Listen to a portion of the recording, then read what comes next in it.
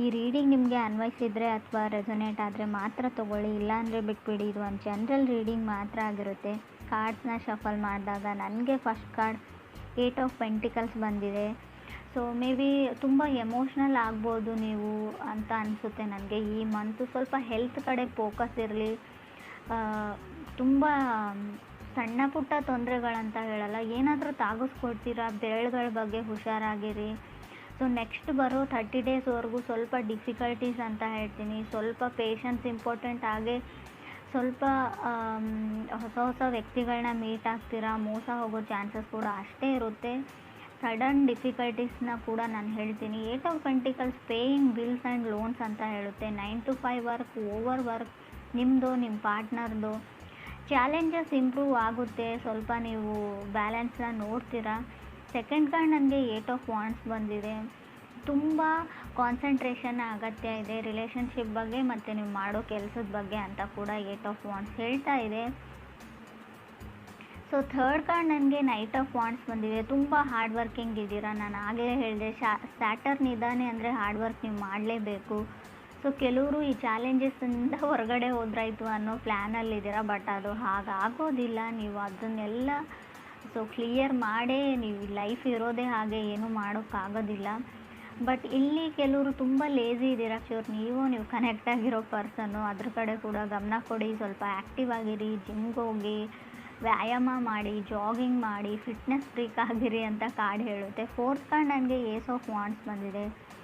Travel restrictions ಅಂತ ಹೇಳುತ್ತೆ. ಯಾವುದಕ್ಕೋ ಏನೋ ಪ್ಲ್ಯಾನ್ ಮಾಡಿರ್ತೀರ, ಟ್ರಾವೆಲ್ ಮಾಡಬೇಕು, ನಿಮ್ಮ ಪಾರ್ಟ್ನರ ಮೀಟ್ ಆಗಬೇಕು ಅಂತ. ಸೊ ಅದಾಗೋದಿಲ್ಲ. ಸೊ ಕೆಲಸದ ಒತ್ತಡದಿಂದ ತುಂಬ ಪ್ರೋಗ್ರಾಮ್ಸ್ ಆ್ಯಂಡ್ ಪ್ಲ್ಯಾನ್ಸ್ ಕ್ಯಾನ್ಸಲ್ ಹೋಗೋ ಚಾನ್ಸಸ್ ಇದೆ, ನಿಮ್ಮದು ಅಥವಾ ನಿಮ್ಮ ಪಾರ್ಟ್ನರ್ದು. ಫಿಫ್ತ್ ಕಾರ್ಡ್ ನನಗೆ 7 ಆಫ್ ಸಾರ್ಡ್ಸ್ ಬಂದಿದೆ. ಇಲ್ಯೂಷನ್ಸ್ ಅಂತ ಹೇಳುತ್ತೆ. 7 ಆಫ್ ಸಾರ್ಡ್ಸ್ ಕೆಲವೊಮ್ಮೆ ಭ್ರಮೆಯಲ್ಲಿರೋದನ್ನು ರೀಪ್ರೆಸೆಂಟ್ ಮಾಡುತ್ತೆ. ನೀವು ಭ್ರಮೆಯಲ್ಲಿದ್ದೀರೋ, ನಿಮ್ಮ ಪಾರ್ಟ್ನರ್ ಭ್ರಮೆಯಲ್ಲಿದ್ದಾರೋ, ತುಂಬ ಸುಳ್ಳುಗಳನ್ನ ಹೇಳ್ತೀರಾ. ಅಗತ್ಯ ಇಲ್ಲದೆ ಇದ್ದರೂ ಕೂಡ ನೀವು ತುಂಬ ಸುಳ್ಳನ್ನ ಹೇಳ್ತಿರೋ, ಅಥವಾ ನಿಮ್ಮ ಪಾರ್ಟ್ನರ್ ತುಂಬ ಸುಳ್ಳುಗಳನ್ನ ಹೇಳ್ತಾರೋ. ಸೊ ರೆಡ್ ಫ್ಲ್ಯಾಗ್ ಅಂತ ಹೇಳುತ್ತೆ. ನಿಮಗೇನೋ ತುಂಬ ಫೀಲಿಂಗ್ಸ್ ಇದೆ, ಡೇಟ್ ಮಾಡಬೇಕು, ಅವ್ರನ್ನ ಮೀಟ್ ಆಗಬೇಕು, ಅವ್ರನ್ನ ನೋಡಬೇಕು, ಅವ್ರ ಜೊತೆ ಫೀಲಿಂಗ್ಸ್ನ ಶೇರ್ ಮಾಡ್ಕೊಳ್ಬೇಕು ಅಂತ. ಬಟ್ ನಿಮ್ಮ ಪಾರ್ಟ್ನರ್ದು ರೆಡ್ ಫ್ಲ್ಯಾಗ್ ಇದೆಯೋ, ನಿಮ್ಮದು ರೆಡ್ ಫ್ಲ್ಯಾಗ್ ಇದೆಯೋ, ತುಂಬ ರಿಸ್ಟ್ರಿಕ್ಟಿವ್ ಇದ್ದಾರೆ, ಅವರು ಓಪನ್ ಅಪ್ ಆಗ್ತಾ ಇಲ್ಲ, ಅವ್ರ ಫೀಲಿಂಗ್ಸ್ನ ಶೇರ್ ಮಾಡ್ಕೊಳ್ತಾ ಇಲ್ಲ ಅಂತ ಅನಿಸುತ್ತೆ. ಸಿಕ್ಸ್ ಕಾರ್ಡ್ ನನಗೆ 7 ಆಫ್ ಕಪ್ಸ್ ಬಂದಿದೆ. ಕೆಲವರು ತುಂಬ ಕೆಲಸದಲ್ಲೋ ಅಥವಾ ರಿಲೇಷನ್ಶಿಪ್ಪಲ್ಲೋ ತುಂಬ ಕನ್ಸಿಸ್ಟೆನ್ಸ್ ಇದ್ದಾರೆ. ಸೊ ಹೇಗಾದರೂ ಮಾಡಿ ಅವ್ರನ್ನ ಪಟ್ಕೊಳ್ಳೇಬೇಕು, ಅವ್ರ ಮನಸ್ಸನ್ನ ಗೆಲ್ಲೇಬೇಕು ಅನ್ನೋ ಅಥವಾ ಗೋಲ್ಸ್ನ ಅಥವಾ ಡ್ರೀಮ್ಸ್, ಕೆರಿಯರ್ ಬಗ್ಗೆ ಆದರೆ ಆ ಗೋಲ್ಸ್ನ ರೀಚ್ ಮಾಡಲೇಬೇಕು ಅಂತ ಹೇಳ್ತಾ ಇದೆ. ಸೊ ಫ್ಯಾಮ್ಲಿ ಚೆನ್ನಾಗಿದೆ, ವೆಲ್ತಿ ಫ್ಯಾಮ್ಲಿ ಅನ್ಬೋದು, ನಿಮ್ಮದು ಕೂಡ ಅವ್ರದ್ದು ಕೂಡ. ಸೊ ಅಡ್ವೈಸನ್ನ ತೊಗೊಳ್ಬೋದು. ಸ್ಟಾರ್ಟಿಂಗ್ ಆಫ್ ರಿಲೇಷನ್ಶಿಪ್ಪಲ್ಲಿ ಹೊಸದಾಗಿ ಕಮಿಟ್ ಆಗಿದ್ದರೆ ಖಂಡಿತವಾಗ್ಲೂ ನಿಮ್ಮ ಫ್ರೆಂಡ್ಸ್ದು ಯಾರಾದರೂ ಅಡ್ವೈಸ್ನ ತೊಗೊಳ್ಳಿ ನೀವು ಅಂತ ಕೂಡ ಕಾರ್ಡ್ ಹೇಳುತ್ತೆ. 7th ಕಾರ್ಡ್ ನನಗೆ 6 ಆಫ್ ಸಾರ್ಡ್ಸ್ ಬಂದಿದೆ. ಯಾರ ಜೊತೆನೋ ಮಾತಾಡ್ತಾ ಇಲ್ಲ, ನೀವು ನಿಮ್ಮ ಪಾರ್ಟ್ನರ್ ಜೊತೆ ಅಷ್ಟೊಂದು ಕಮ್ಯುನಿಕೇಟ್ ಮಾಡ್ತಾ ಇಲ್ವೋ, ಅದರ್ ಪರ್ಸನ್ ನಿಮ್ಮ ಜೊತೆ ಕಮ್ಯುನಿಕೇಟ್ ಮಾಡ್ತಾ ಇಲ್ವೋ. ಕೆಲವ್ರಿಗೆ ರೆಡ್ ಫ್ಲ್ಯಾಗ್ ಅಂತ ಹೇಳಿದೆ. ಸೊ ತುಂಬ ಸ್ಟ್ರಾಂಗಾಗೇ ಇದೆ ಅದು. ನೀವು ಅವ್ರನ್ನ ಬ್ಲಾಕ್ ಮಾಡಿದಿರೋ, ಅವ್ರು ನಿಮ್ಮನ್ನು ಬ್ಲಾಕ್ ಮಾಡಿದ್ರು. ಮೈಂಡ್ ಗೇಮ್ಸ್ ಅಂತ ಹೇಳ್ಬೋದು. ಸೊ ಮೈಂಡ್ ಗೇಮ್ಸ್ ಕೂಡ ಕಾಣ್ತಾ ಇದೆ. ಕೆಲವರಿಗೆ ಮಾತ್ರ ಫ್ರೆಂಡ್ಸ್, ಎಲ್ರಿಗೂ ಅಲ್ಲ. 8th ಕಾರ್ಡ್ ನನಗೆ ನೈಟ್ ಆಫ್ ಪೆಂಟಿಕಲ್ಸ್ ಬಂದಿದೆ. ಸೊ ಅವ್ರ ಕಡೆಯಿಂದ ಅವ್ರು ಮೂವ್ ಮಾಡೋದನ್ನು ಸ್ಟಾಪ್ ಮಾಡಿರ್ಬೋದು, ಅವ್ರ ಎಫರ್ಟ್ನ ಸ್ಟಾಪ್ ಮಾಡಿರ್ಬೋದು. ಮುಂಚಿನ ಥರ ಅವ್ರು ಮೆಸೇಜಸ್ನ ಮಾಡಲ್ಲ, ಕಾಲ್ನ ಮಾಡಲ್ಲ. ಸೊ ಇತ್ತೀಚೆಗೆ ಯಾಕೋ ಅವ್ರಿಗೆ ಇಂಟ್ರೆಸ್ಟ್ ಕಮ್ಮಿ ಆಗಿದೆ ಅಂತ ನಿಮ್ಗೆ ಅನಿಸ್ತಾ ಇದೆ. ಬಟ್ ಅದು ಯಾವುದೇ ರೀತಿಯಿಂದಲೂ ಇಂಟ್ರೆಸ್ಟ್ ಕಮ್ಮಿ ಆಗಿಲ್ಲ. ಅವರು ನಿಮ್ಮ ಕಡೆಯಿಂದನೂ ಏನಾದರೂ ಎಫರ್ಟ್ ಬರಲಿ, ನೀವು ಕೂಡ ಅವ್ರನ್ನ ಅಷ್ಟೇ ಅಡ್ಮೈರ್ ಮಾಡಲಿ, ಅಷ್ಟೇ ಲವ್ ಆ್ಯಂಡ್ ಕೇರ್ ಮಾಡಲಿ, ಅಫೆಕ್ಷನ್ ಇರಲಿ ನಿಮ್ಮ ಕಡೆಯಿಂದನೂ ಅಂತ ಅವರು ಬಯಸ್ತಾ ಇದ್ದಾರೆ ಅಂತ ಹೇಳ್ಬೋದು. 9th ಕಾರ್ಡ್ ನನಗೆ ಸ್ಟಾರ್ ಕಾರ್ಡ್ ಬಂದಿದೆ. ಲರ್ನಿಂಗ್ ಕರ್ವಲ್ಲಿ ಇದ್ದೀರಾ ರೈಟ್ ನಾವು, ನೀವು ಅಥವಾ ಅವ್ರಿಗೂ. ಸ್ಟಾರ್ ಕಾರ್ಡ್ ಇರೋದ್ರಿಂದ ಹೋಪ್ ಇದೆ, ನಂಬಿಕೆ ಇದೆ ನಿಮ್ಮ ಮೇಲೆ, ಅವ್ರ ಮೇಲೆ ನಿಮಗೆ. ಸೊ ಚೇಂಜಸ್ ಇನ್ ರಿಲೇಷನ್ಶಿಪ್ ಅಂತ ಹೇಳುತ್ತೆ ಸ್ಟಾರ್ ಕಾರ್ಡ್ ಕೂಡ. 10th ಕಾರ್ಡ್ ನನಗೆ 6 ಆಫ್ ಪೆಂಟಿಕಲ್ಸ್ ಬಂದಿದೆ. ಕೆಲವರು ಇತ್ತೀಚೆಗೆ ಕೆಲಸ ಸಿಕ್ಕಿದೆಯೋ, ಕೆರಿಯರ್ ಸೆಟಲ್ ಆಗಿದ್ದೀರೋ, ಇತ್ತೀಚೆಗೆ ಮನೆಯಲ್ಲಿ ಫ್ಯಾಮಿಲಿ ಮೆಂಬರ್ಸ್ ನಿಮಗೆ ಜವಾಬ್ದಾರಿ ಕೊಟ್ಟಿದ್ದಾರೋ. ಲರ್ನಿಂಗ್ ಟು ಪೇ ಬಿಲ್ಸ್ ಅಂತ ಹೇಳುತ್ತೆ.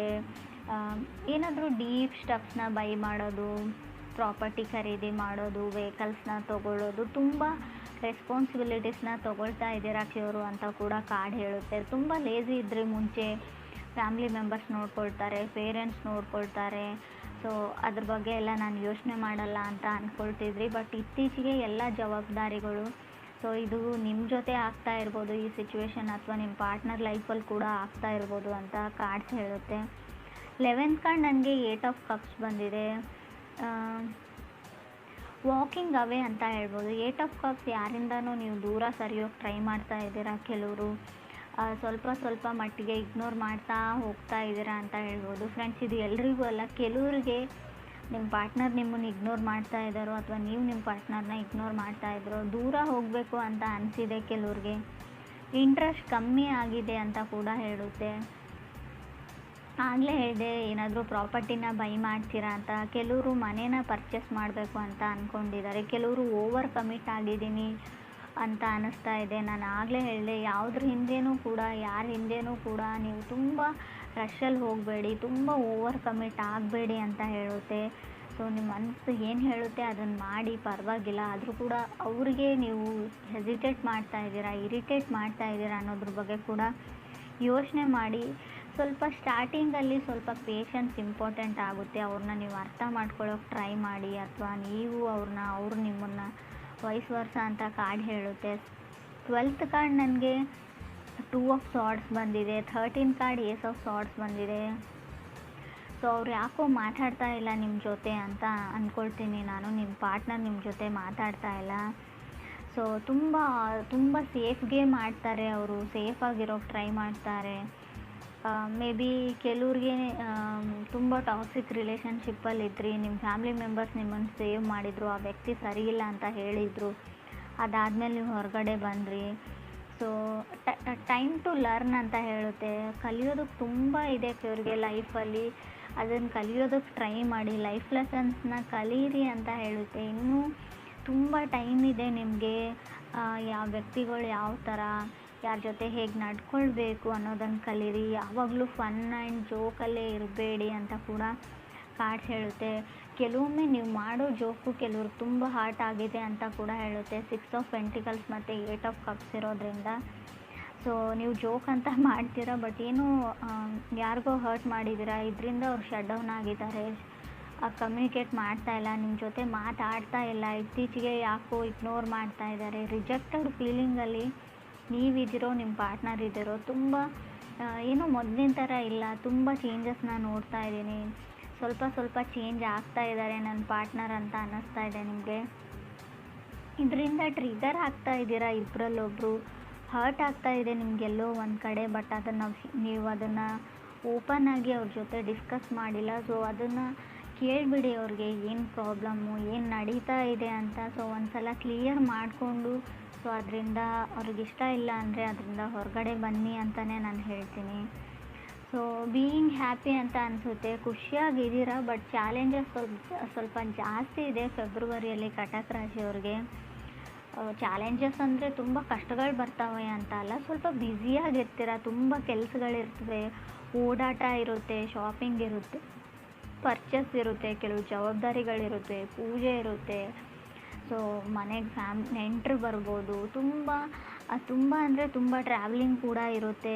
ಆಲ್ರೆಡಿ ಕೆಲವರು ಟ್ರಾವೆಲಿಂಗ್ನ ಮುಗಿಸ್ಕೊಂಡು ಬಂದಿರ್ಬೋದು. ಕೆಲವ್ರಿಗೆ ಬಹಳ ಬೇಗ ಈ ಡಿಫಿಕಲ್ಟೀಸ್ ಎಂಡ್ ಆಗುತ್ತೆ, ಕೆಲವ್ರಿಗೆ ಮಂತ್ ಕೊನೆಯಲ್ಲಿ ಕೂಡ ಎಂಡ್ ಆಗ್ಬೋದು ಡಿಫಿಕಲ್ಟೀಸ್. ಬಟ್ ಯೋಚನೆ ಮಾಡೋ ಅಗತ್ಯ ಇಲ್ಲ, ಸ್ವಲ್ಪ ಹೆಲ್ತ್ ಕಡೆ ಜಾಸ್ತಿನ ಗಮನ ಕೊಡಿ ನೀವು ಅಂತ ಹೇಳ್ಬೋದು. ಸಡನ್ನಾಗಿ ಕೋಲ್ಡ್ ಆಗ್ಬೋದು, ಸಡನ್ನಾಗಿ ವೆದರ್ ಚೇಂಜ್ ಆಗೋದ್ರಿಂದ, ಟ್ರಾವೆಲ್ ಮಾಡಿ ಬೇರೆ ಊರು ಅಥವಾ ಸಿಟಿಗೆ ಹೋಗೋದ್ರಿಂದ ಸಡನ್ ಹೆಲ್ತ್ ಇಶ್ಯೂಸ್ ಬರ್ಬೋದು. ನಡೆಯುವಾಗಲೂ ಅಥವಾ ಶೂಸ್ ಅಥವಾ ಏನಾದರೂ ಇದ್ದರೂ ಕೂಡ ಸ್ವಲ್ಪ ಚೆನ್ನಾಗಿರೋ ಶೂಸ್ನ ಹಾಕ್ಕೊಂಡಿರಿ ಅಂತ ನಾನು ಹೇಳ್ತೀನಿ. ಬೆರಳುಗಳ ಬಗ್ಗೆ ಸ್ವಲ್ಪ ಕೇರ್ಫುಲ್ ಆಗಿರಿ. ಕೊನೆಯದಾಗಿ ಹೇಳೋದಾದ್ರೂ ನಾನು ಅದನ್ನೇ ಹೇಳ್ತೀನಿ.